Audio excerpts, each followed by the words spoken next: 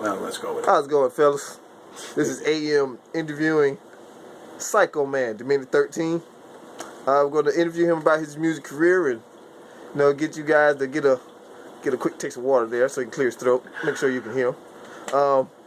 Get an interview of his music career and the things he does in his music career, so you can understand when you listen to his music. Because I'm it's not different. sure that's gonna happen, but okay. So Psycho Man, you want to introduce yourself and your upcoming projects?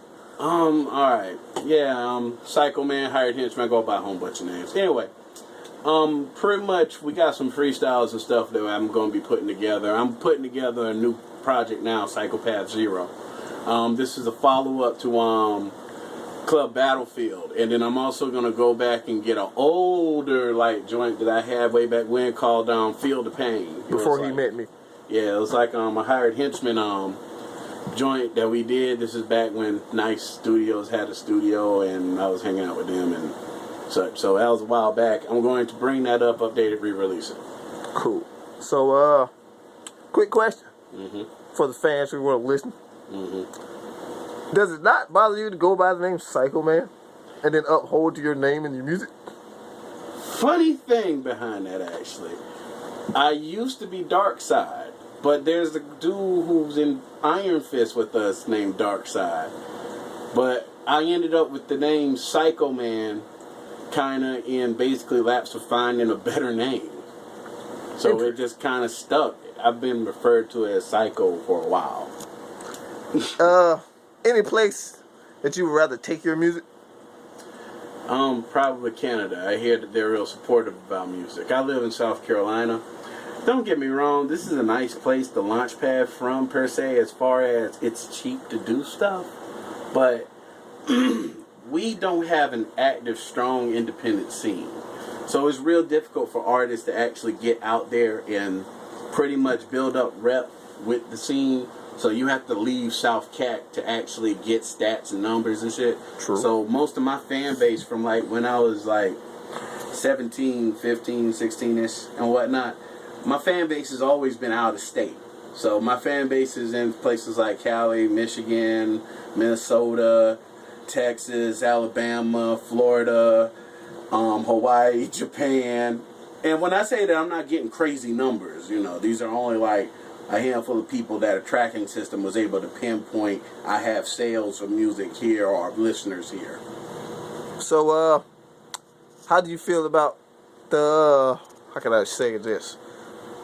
The local freestylists and their rap battles? Okay, when I was coming up, sort of getting my shit together, it was fun. I liked the battle. After you kind of get infamous, it's real boring because nobody comes find you. There are no more battles. There are no more Johnny on the spots. None of that shit happens.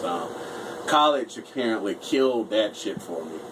I went to Alabama for 3 years as a chemical engineer and freestyle on the side and such. Pretty much definitely got to battle with a stronger variety of characters and such, and then came back home. And pretty much home, everybody was trying to sound like somebody else. There's only a handful of cats just doing what they do. So pretty much when I got back, I kind of had my own thing going on by then. So it was just I freight train rappers. And for me, it's all fun. Hog tied to the rails, by the way. Apparently for them, not so much. So I'm kind of an infamous battle rapper because I tend to end careers. So the music killer. Dun, dun, dun. I pretty much say, I wouldn't mind battling a major or something like that because that's free pub either way, win or lose. True. And that's how I approach it. It's just fun. I'm just looking to outdo it better next time. So is there in your music now, is there anything that you would change or you wouldn't change? The way you go about how you do your songs and stuff like that? Alright, pretty much there's not a whole lot that I would change. I thought that I might change how I was doing stuff. But pretty much I have my own method of doing things where when me and the crew started off, where it was first CSI, then later became Iron Fist Entertainment, and then pretty much branched off, and now I'm Demented 13 and whatnot. When I was with a crew and such, the way that we do it is we just rap, we just freestyle.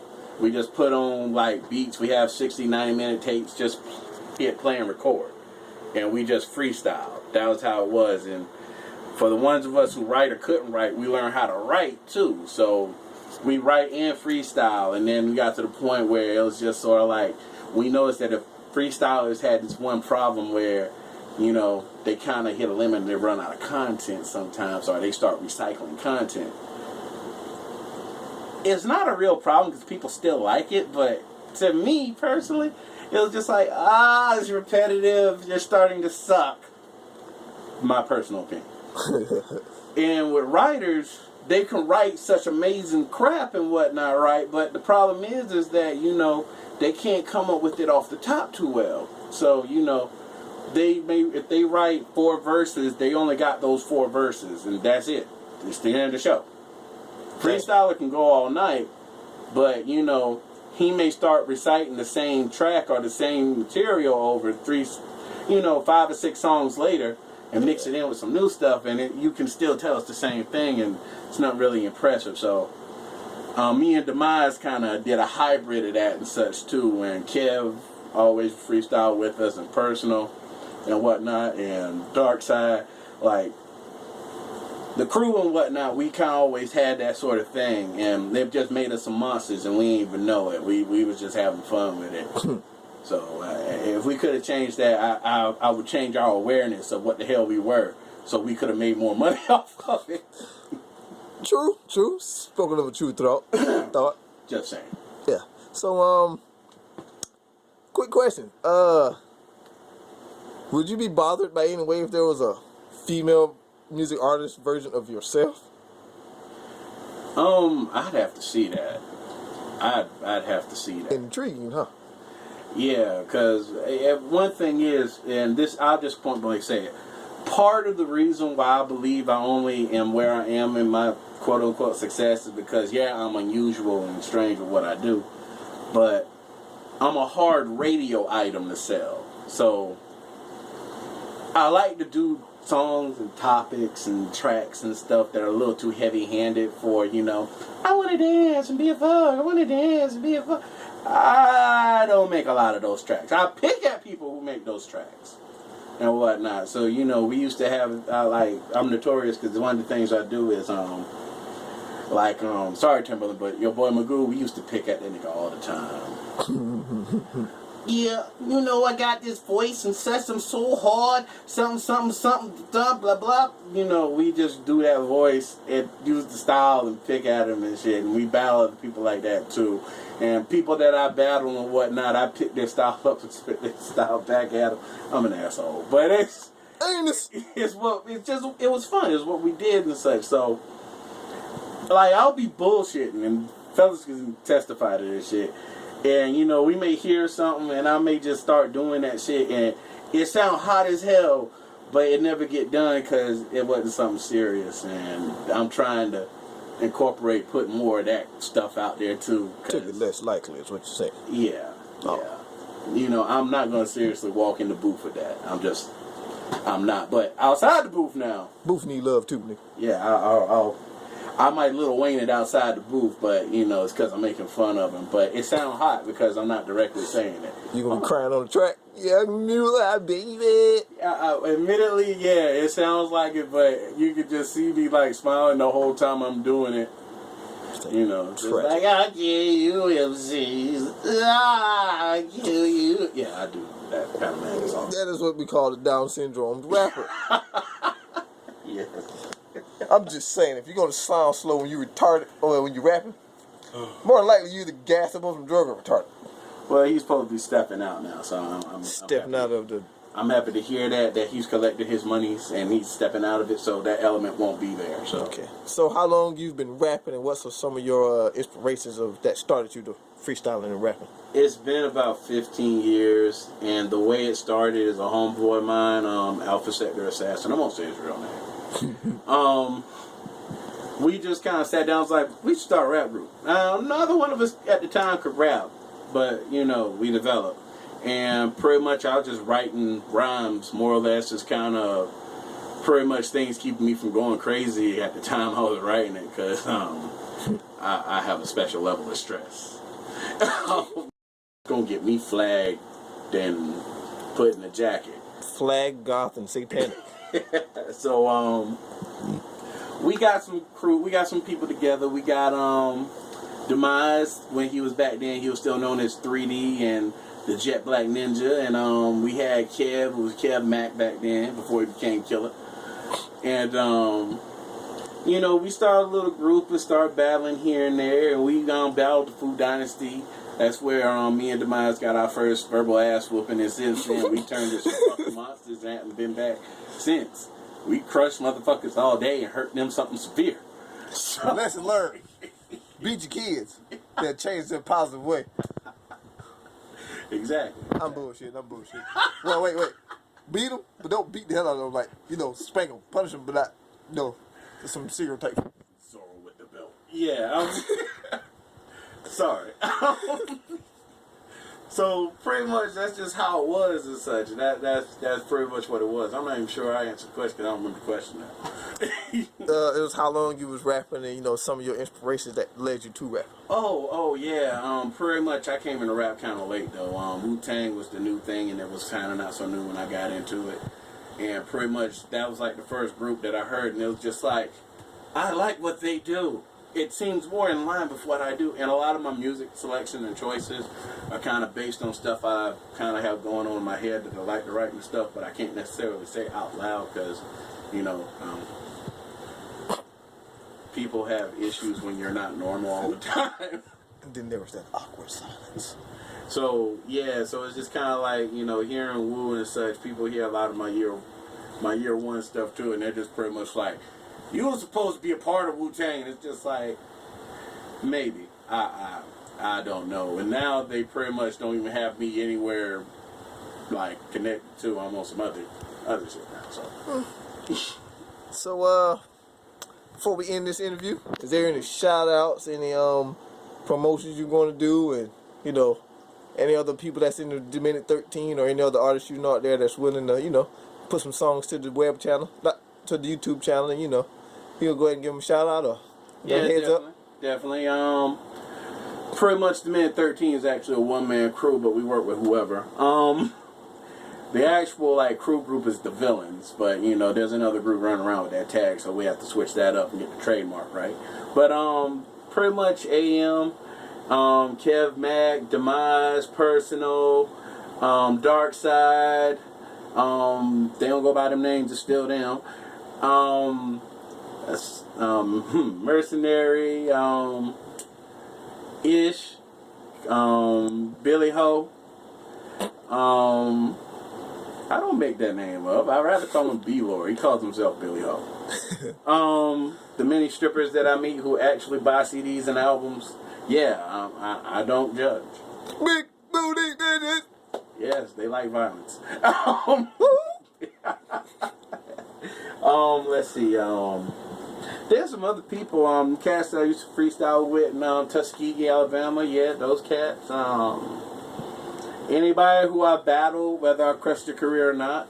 Anybody who's actually gone round for round with me repeatedly. Anybody who has actually won, because I don't know if that happened. So he's not a sore loser after all. Just pretty much. It's just fun. Rap a lot. Because they did come at me with a deal. You know, they had an A&R talk to me. It wasn't a deal. It wasn't a good deal, though. But they had someone talk to me. Wait. Was it not a good deal at the time? Or do you think about it now that you should have took it? I probably should have took it, but I didn't know enough about anything at the time. What happened was back then, they was looking for Dirty South. I wasn't Dirty South. You was crazy. Right. I'm pretty much doing the same shit I'm doing now. I didn't understand that they will market whatever the hell. I understand that now. Ruthless Records. I just didn't follow up on that one, honestly. That's what happened with that one. And considering they're not even around now. Damn. I'm just saying. I doubt I would have been the turnaround artist. I'm just saying. Cool. And pretty much, you know, everybody in the South gets that put your ass in limbo Def Jam contract. So floating, baby. Floating in one spot. Yeah, you know, you just ask them what it is they can do for you, and they either walk away from the table or, you know, they don't call no more. Beats the hell out of Jordan, Young Money. Agree. But yeah, pretty much I keep doing what I'm doing, you know. My whole I went to school to be a chemist and such, so you know, this is an odd turn of events anyway. So Not necessarily. OJ Juice Man went to the Naval Academy and look at him. He's selling cocaine. I'm not sure that's really a step up, but the money's better. Hey, I'm just saying. Yeah, the money's better, you know. Instead of making 8,000, he has a ceiling to make as much as the record and coke will. Not per se. I don't know if he personally sells cocaine, but apparently every rapper now sells it. Well, shoots a lot of guns. They say they do that. I don't know personally. Like, I'm not no drug dealers, but even the ones who can rap, they don't really want you to know that, because, you know, that messes up the income. Mr. All White, shouts out. Yo got it. I don't sell it myself, but apparently people just know I must be doing something. Because you're from the hood, man. That could be it. Because I really am. Woodmount in the building. True. Yeah, as a matter of fact, they got something going on at the moment. I don't know if I'm going to be a part of it because I have other things I have to tend to, so I don't get to participate in the scene like I could. Okay, last question. This is for the ladies. Will Psycho Man be doing any music for the ladies? A song or something? Freestyle maybe? Yeah, I'm going to answer that.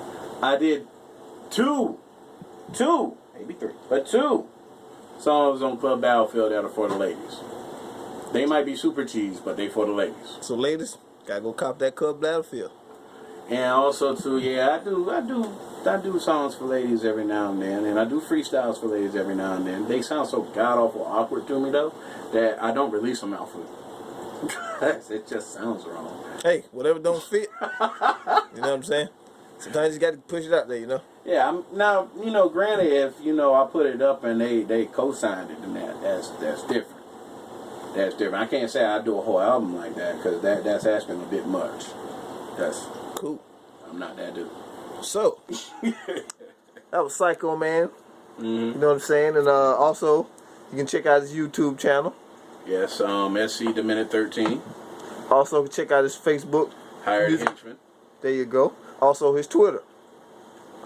Hired Henchman and the Minute 13. I have too. Damn. So we'll get back with you.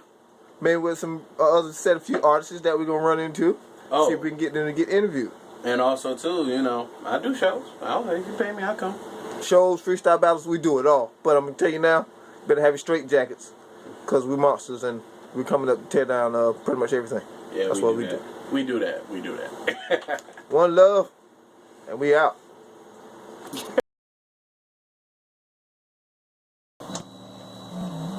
1 2 1 2. I'm gonna go ahead and do what I do best, and that's what I do best. Is what I do best with the rest that wish they could eat some Just Shine contest. Fuck all that. Just coming out the woodworks to leave MCs hurt, dig them in the dirt. Why? Cause I'm quick to grave them when I start to enslave them. Catch them in encasements and leave them suffocated. Hard to the core, not really pretending to be. I just come off that way cause that's how I be.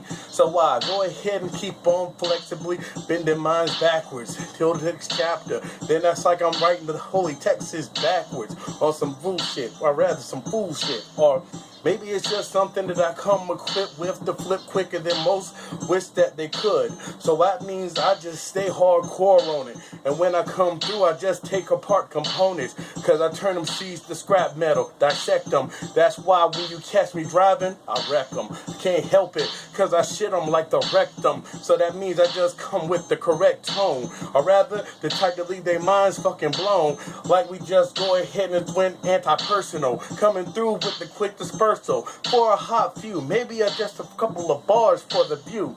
Or rather, maybe just a few more for extra. When I come through and just come and flexing them. So that means I'll be here to slaughter all day. And when I come out to play, I'm looking for a payday. And that means I might have to make somebody O'Shea disappear.